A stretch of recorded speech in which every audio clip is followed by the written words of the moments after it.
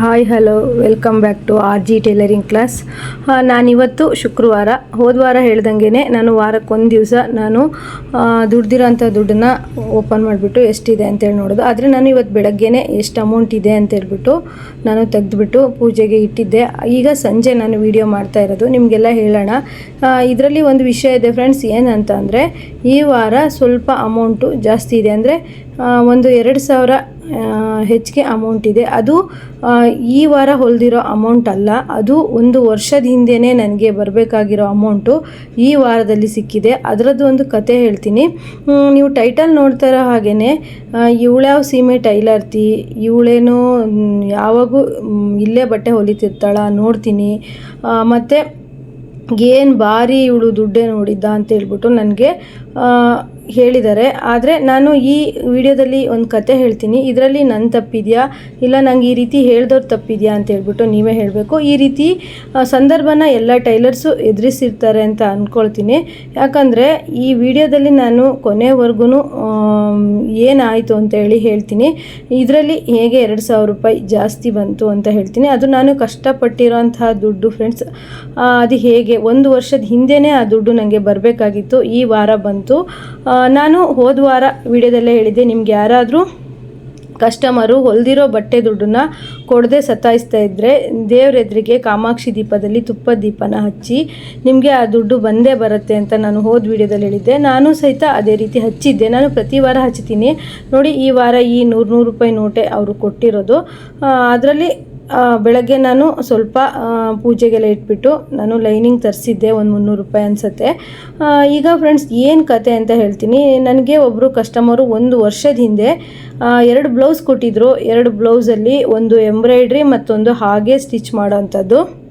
ಅವ್ರು ಕೊಟ್ಟು 2 ದಿವಸದಲ್ಲಿ ನಾನು ಸ್ಟಿಚ್ ಮಾಡಿದ್ದೆ. ಹಾಗೆ ಅವ್ರ ಗಂಡನ ಕಳಿಸಿದ್ರು ಬ್ಲೌಸ್ ಇಸ್ಕೊಂಡು ಹೋಗೋಕ್ಕೆ. ಅವ್ರ ಗಂಡ ಬ್ಲೌಸ್ ಇಸ್ಕೊಂಡು ಹೋಗುವಾಗ ಬರೀ 500 ರೂಪಾಯಿ ಅಷ್ಟೇ ಕೊಟ್ಬಿಟ್ಟು, ನಾವು ಇನ್ನೊಂದು ಬ್ಲೌಸು ಸ್ಯಾರಿ ಇಸ್ಕೊಂಡು ಹೋಗುವಾಗ ನಿನಗೆ ಪೂರ್ತಿ ಅಮೌಂಟ್ ಕೊಡ್ತೀವಿ ಅಂತ ಹೇಳಿದರು. ಓಕೆ, ಇನ್ನೂ ಒಂದು ಬ್ಲೌಸ್ ಸ್ಯಾರಿ ಇದೆ ಅಲ್ಲ, ಬೇಗ ಇಸ್ಕೊಂಡು ಹೋಗ್ತೀವಿ, ಬೇಗ ಸ್ಟಿಚ್ ಮಾಡು ಅಂತ ಹೇಳಿ ಈಗ 1 ವರ್ಷದ ಹಿಂದೆನೇ ಹೇಳಿದರು. ನಾನು ಆಯಿತು ಅಂತ ಹೇಳಿಬಿಟ್ಟು ಆ ಬ್ಲೌಸನ್ನು ಸ್ಟಿಚ್ ಮಾಡಿಬಿಟ್ಟು ಮತ್ತು ಎಂಬ್ರಾಯ್ಡ್ರಿನೂ ಹಾಕ್ಸ್ಬಿಟ್ಟು, ಎಂಬ್ರಾಯ್ಡ್ರಿ ಹಾಕ್ಸ್ದವರು ಸಹಿತ ತಕ್ಷಣವೇ ನಾವು ದುಡ್ಡು ಕೊಡಬೇಕು. ಲೈನಿಂಗು ಫಾಲಿಗಿಗೂ ತಕ್ಷಣ ದುಡ್ಡು ಕೊಟ್ಟು ತರಬೇಕು. ನಾವು ಎಲ್ಲ ರೆಡಿ ಮಾಡಿಟ್ರು, 1 ವರ್ಷ ಆದರೂ ಬಂದಿಲ್ಲ.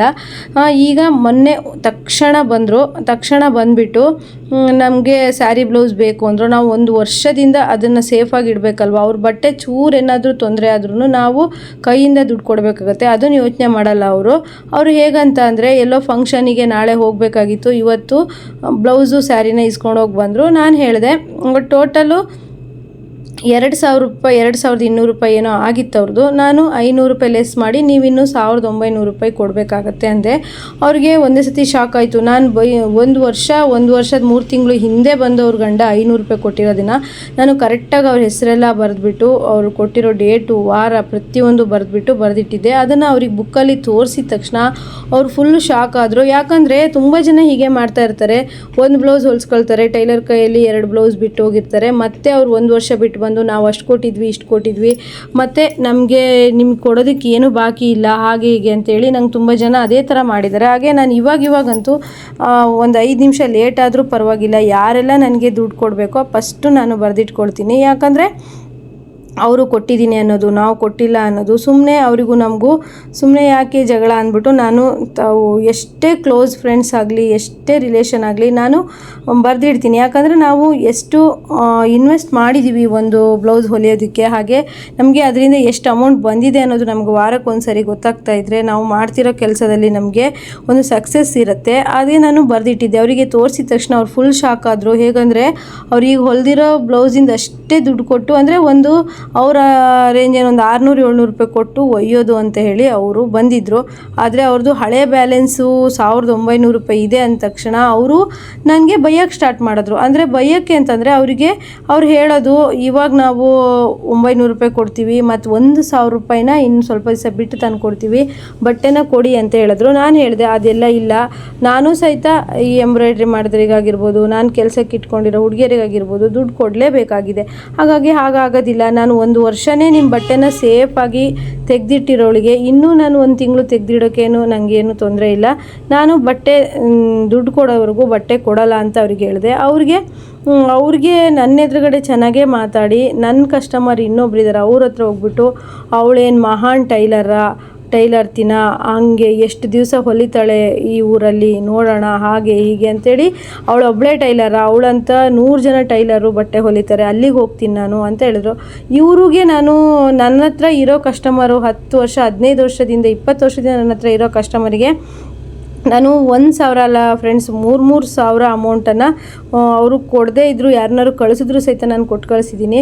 ಇವತ್ತು ನನ್ನ ಹತ್ರ ಹೊಲಿಸಿ ನಾಳೆ ಇನ್ನೊಬ್ರ ಹತ್ರ ಹೊಲಿಸಿ ಅವರು ಬೇರೆ ಬೇರೆ ಕಡೆ ಹೋಗ್ತಾ ಇರ್ತಾರೆ. ಈಗ ನನ್ನ ಹತ್ರ ಹೊಲಿಸಿ ನನ್ನ ಹತ್ರ ಸಾಲ ಮಾಡಿ, ಇನ್ನೊಬ್ರ ಹತ್ರ ಹೊಲಿಸಿ ಇನ್ನೊಬ್ರ ಹತ್ರ ಸಾಲ ಮಾಡಿ ಹೋಗ್ತಾ ಇರ್ತಾರಲ್ಲ, ಅವ್ರ ಹತ್ರ ನೀವು ಜಪ್ಪಯ್ಯ ಅಂದ್ರೂ ಸಹಿತ ದುಡ್ಡು ಇಸ್ಕೊಳ್ಳದೆ ಬಟ್ಟೆನ ಕೊಡಬೇಡಿ. ನಂಗೆ ನಿಜವಾಗ್ಲೂ ಅಷ್ಟೇ ಬಟ್ಟೆ ಕೊಟ್ಟ ಮೇಲೆ ನೀವು ಹೊಲ್ದಿರೋ ಬಟ್ಟೆ ಹಾಗಾಗಿದೆ ಹೀಗಾಗಿದೆ ಅಂತ ಹೇಳ್ಬಿಟ್ಟು ನಮಗೆ ದುಡ್ಡು ಕೊಡ್ದೇ ಮೋಸ ಮಾಡಿ ತುಂಬ ಲಾಸ್ ಮಾಡ್ಕೊಂಡಿರೋದು ನಮ್ಮ ನಿಜವಾಗೂ ನನಗೆ ಆ ಥರ ಇದೆ. ನಾವು ನೋಡಿ ಫ್ರೆಂಡ್ಸ್ ಇಷ್ಟೆಲ್ಲ ಬಟ್ಟೆ ಹೊಲಿದ್ರೂ ನಾವು ಹೀಗಿರೋದು ಹಾಗೆ ನಮಗೆ ಕೊಟ್ಟವ್ರಿಗಿಂತನೂ ಮೋಸ ಮಾಡಿದವರೇ ಜಾಸ್ತಿ ಜನ. ಆದರೆ ಈಗ ಅದಕ್ಕೆ ನಾನೀಗ ಫಸ್ಟ್ ಮಾಡೋವಂಥ ಕೆಲಸ ಏನು ಅಂದರೆ ಕಸ್ಟಮರ್ ಬಂದಾಗ ನಾನು ಎಷ್ಟು ಬ್ಲೌಸ್ ಇದೆ ನನ್ನ ಬ್ಲೌಸ್ ರೇಟು ಹೇಳ್ಬಿಡ್ತೀನಿ. ಆಮೇಲೆ ಅವ್ರು ಏನಾದರೂ ಅಡ್ವಾನ್ಸ್ ಕೊಟ್ಟರು ಅಂದರೆ ಅದನ್ನು ಫಸ್ಟ್ ಅವ್ರ ಎದುರುಗಡೆನೇ ಅವರ ಫೋನ್ ನಂಬರು ಅವ್ರ ಹೆಸರನ್ನು ಬರೆದ್ಬಿಟ್ಟು ಬರ್ಕೊಳ್ತೀನಿ. ಯಾಕಂದರೆ ನಾವು ಮಿಷನ್ ಮೇಲೆ ಬಟ್ಟೆ ಹೊಲಿತಾ ಇರ್ತೀವಿ, ಕಸ್ಟಮರ್ ಬಂದಾಗ ಯಾರು ಹೇಳೋದು ಅಂತ ಹೇಳ್ಬಿಟ್ಟು ಅವ್ರು ಕೊಟ್ಟಿರೋ ದುಡ್ಡನ್ನು ಹಾಗೆ ಇಟ್ಕೊಳ್ತೋಗಿ ಅವ್ರು 500 ಕೊಟ್ಟಿದ್ರೆ 1000 ಕೊಟ್ಟಿದ್ದೀವಿ ಅಂದರೂ ಸಹಿತ ನಾವು ಹ್ಞೂ ಅನ್ಬೇಕಾಗುತ್ತೆ. ಹಾಗೆ ನಾವು ಫಸ್ಟಿಂದನೇ ಇವರಿಗೆ ಇದಕ್ಕೆ ಇಷ್ಟಿಷ್ಟು ಆಗುತ್ತೆ ಅಂತ ಹೇಳಬೇಕು. ಇಲ್ಲ ಅಂದರೆ ನಮ್ಮ ಕೆಲಸದಲ್ಲಿ ನಾವು ತುಂಬ ಲಾಸ್ ಮಾಡ್ಕೊಳ್ತೀವಿ. ಮತ್ತು ಹೇಗಂತ ಅಂದರೆ ಈಗ ಟೈಲರ್ಸ್ ಪ್ರತಿ ಒಂದು ಊರಲ್ಲೂ ತುಂಬ ಜನ ಟೈಲರ್ಸ್ ಆಗಿರೋದ್ರಿಂದ ಇವತ್ತು ನಮ್ಮ ಹತ್ರ ಬಟ್ಟೆ ಹೊಲಿಸಿದ್ರೆ ನಾಳೆ ಇನ್ನೊಬ್ರ ಹತ್ರ ಹೊಲಿಸ್ತಾರೆ. ನನಗೆ ಅದೇ ರೀತಿಯೇ ಆಗಿದೆ. ಒಬ್ಬರು ಬಟ್ಟೆ ದುಡ್ಡನ್ನು ಕೊಡೋದಿದೆ, ಆದರೆ ಅವರು ಫೋನು ಸಿಮ್ಮನ್ನೇ ತೆಗೆದುಬಿಟ್ಟಿದ್ದಾರೆ. ಎಷ್ಟು ಸತಿ ಫೋನ್ ಮಾಡಿದ್ರು ನಮಗೆ ಸಿಗೋದಿಲ್ಲ. ಅವರು ಹಳ್ಳಿಯಿಂದ ಬಂದಿರ್ತಾರೆ, ಹಳ್ಳಿಗೆ ನಮಗೆಲ್ಲ ಅವ್ರ ಮನೆ ಹುಡ್ಕೊಂಡು ಹೋಗೋಕ್ಕಾಗೋದಿಲ್ಲ. ಆದರೆ ನೋಡಿ ಫ್ರೆಂಡ್ಸ್ ಅವ್ರಿಗೇನ ನಾವು ಸಾಲ ಕೊಟ್ಟಿಲ್ಲ. ಈಗ 1,900 ರೂಪಾಯಿ ಕೊಡೋದಿದೆ, 900 ರೂಪಾಯಿ ಕೊಟ್ಬಿಟ್ಟು 1,000 ರೂಪಾಯಿ ನಿಲ್ಲಿಸೋಗ್ತೀವಿ ಅಂತ ಹೇಳಿದಾಗ ನಾವು ಕೊಟ್ಟಿಲ್ಲ ಅಂದಾಗ ನಮಗೆ ಸೀಮೆಗಿಲ್ ಟೈಲರ ಹಂಗ ಹಿಂಗ ಅಂತೇಳಿ ಈ ರೀತಿ ಎಲ್ಲ ಮಾತಾಡ್ತಾರೆ. ತುಂಬ ಬೇಜಾರಾಗುತ್ತೆ. ನಾನು ಹೇಳೋದು ಅವರು 1000 ಗಟ್ಟಲೆ ಸ್ಯಾರಿ ತಗೊಳ್ತಾರೆ, ಮತ್ತು ಅದಕ್ಕೆ ಜ್ಯುವೆಲರಿ ಪ್ರತಿಯೊಂದು ತೊಗೊಂಡಿರ್ತಾರೆ. ಆದರೆ ನಾವು ಟೈಲರ್ಸ್ ಏನು ಮಾಡಿದ್ದೀವಿ, ನಮಗೆ ಒಂದು 300ರಿಂದ 400 ರೂಪಾಯಿ ಕೊಡೋದಕ್ಕೆ ಯೋಚನೆ ಮಾಡ್ತಾರೆ. ಇಷ್ಟು ಕಡಿಮೆ ಮಾಡಿ ಅಷ್ಟು ಕಡಿಮೆ ಮಾಡಿ ಅಂತ ಹೇಳ್ತಾರೆ. ಇವಾಗ ನನಗೆ ಗೊತ್ತಾಗಿದೆ ಯಾರು ತುಂಬಾ ಚೌಕಾಸಿ ಮಾಡ್ತಾರೋ ಇಲ್ಲ ನೀವು ಬೇರೆ ಕಡೆ ಹೊಲಿಸ್ಕೊಳ್ಳಿ ಅಂತ ಹೇಳೋದು. ಮತ್ತು ಕೆಲವೊಬ್ಬರು ಬ್ಲೌಸೆಲ್ಲ ಹೊಲಿದು ಕೊಟ್ಟಾದಮೇಲೆ ದುಡ್ಡು ಕೊಡೋ ಟೈಮಲ್ಲಿ ನೀವು ಹೊಲಿದಿರೋ ಬ್ಲೌಸ್ ಹಾಗಾಗಿದೆ ಹಿಂಗಾಗಿದೆ ಅಂತ ಹೇಳಿ ಚೌಕಾಸಿ ಮಾಡೋದು. ಆಮೇಲೆ ನಾನು ಫ್ರೆಂಡ್ಸ್ ಏನು ಮಾಡಿದೆ ಅಂತಂದರೆ ಅವ್ರು ಎಷ್ಟು ಕೇಳಿದ್ರು, ನಾವೇನು ಊರು ಬಿಟ್ಟು ಓಡೋಗಲ್ಲ, ನಮಗೆ ಕೊಡ್ರಿ ಬಟ್ಟೆ ನಾನು ಮತ್ತೆ ಬಂದು ಕೊಡ್ತೀನಿ ಅಂತ ಹೇಳಿದ್ರು. ಆದರೆ ಅವರು ಬಟ್ಟೆನ ಹೊಲಿಯೋಕ್ಕೆ ಕೊಟ್ಟಿರೋದೇ ವರ್ಷ ಆದ್ರೂ ಇಸ್ಕೊಂಡು ಹೋಗಿಲ್ಲ. 1.5 ವರ್ಷ ಆದ ತಕ್ಷಣ ಬಂದುಬಿಟ್ಟು ನಮ್ಮ ಬಟ್ಟೆ ಕೊಡಿ ಅಂತಾರೆ. ಎಲ್ಲಾದರೂ ನಾವು ಅವ್ರ ಬಟ್ಟೆ ಕಳೆದಾಕಿದ್ವಿ ಅಂದರೆ ಮನೆ ಎದುರುಗಡೆ ಜಗಳನೇ ಮಾಡ್ತಾರೆ. ಅದು ನಾವೆಷ್ಟು 1 ವರ್ಷದಿಂದ ಅವ್ರ ಬಟ್ಟೆ ಇಟ್ಟಿದ್ದೀವಿ ಅಂತಂದರೆ ಇನ್ನೂ ಏನು ನಾವು ಸಾಲ ಕೊಡೋಕ್ಕಾಗತ್ತಲ್ವ. ನಾನು ಎಷ್ಟು ಕೇಳಿದ್ರೂ ಕೊಟ್ಟಿಲ್ಲ. ನಾನು ಹೇಳಿದೆ ಇಲ್ಲ ನಾನು ಇಡ್ತೀನಿ, 1 ವಾರ ಅಲ್ಲ, 1 ತಿಂಗಳಲ್ಲ, 6 ತಿಂಗಳೇ ಬೇಕಾದರೆ ಇಡ್ತೀನಿ. ಹೊಲ್ದಾಗ್ಬಿಟ್ಟಿದೆ, ಹೊಲ್ದಾದ್ರ ಮೇಲೆ ಯಾರಿಗೂ ಯೂಸ್ ಕೊಡೋಕ್ಕೆ ಬರೋದಿಲ್ಲ, ನೀವೇ ಒಯ್ಬೇಕು, ಪರವಾಗಿಲ್ಲ ನೀವು ದುಡ್ಡು ಕೊಟ್ಬಿಟ್ಟೆ ತೊಗೊಂಡೋಗಿ ಅಂತ ಹೇಳಿ ನಾನು ಅವರಿಗೆ ಕಳಿಸ್ದೆ. ಅವರು ಇಲ್ಲ ನಾವು ಅಂಥ ಜನ ಅಲ್ಲ, ಕೊಡಿ ನಮ್ಗೆ ಹಾಗೆ ಹೀಗೆ ಅಂತೇಳಿ ತುಂಬಾ ಹೇಳಿದರು. ನಾನು ಎಷ್ಟೇ ಏನೇ ಹೇಳಿದ್ರು ಇಲ್ಲ, ನಮ್ಮಲ್ಲಿ ಆ ರೀತಿ ಇಲ್ಲ, ನಮ್ಮಲ್ಲಿ ನೀವು ದುಡ್ಡು ಕೊಟ್ಬಿಟ್ಟು ನೀವು ಹೊಲೆಗೆ ಕೊಟ್ಟಿರೋ ಬಟ್ಟೆನ ಒಯ್ಯಬೇಕು ಅಂತ ನಾನು ಸ್ಟ್ರಿಕ್ಟಾಗೇ ಹೇಳಿದೆ.